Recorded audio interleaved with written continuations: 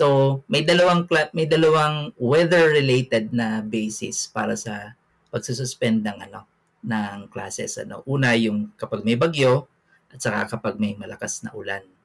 Okay? So naka-anchor yung dalawang guidelines nila doon sa tinatawag na tropical cyclone wind signal ng PAG-ASA. So yan yung para sa bagyo.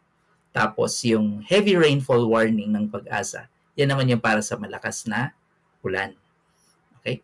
So yung TCWS or Tropical Cyclone Wind Signal, basically sinasabi lang nito kung gaano kalakas yung hangin na i-expect.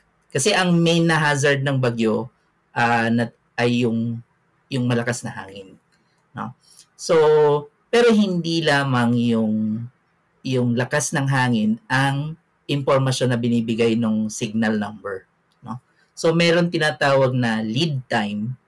So, ang sinasabi nun, halimbawa, ni-raise ngayon ang signal number 1 sa ilang lugar. Ang ibig sabihin nun ay after 36 hours, i-expect mo na mararamdaman mo na yung lakas ng hangin na katumbas ng signal number 1. Okay? So, iyon, ganun din, kapag signal number 2, may katumbas rin siyang lead time.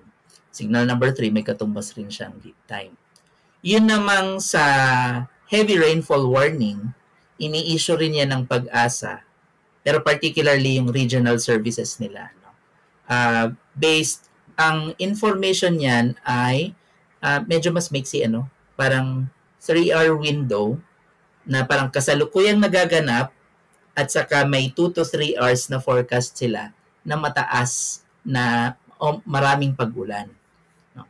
So, yan yung basis nung pagsususpend natin. So, yan yung merong yellow, orange, at red na warning.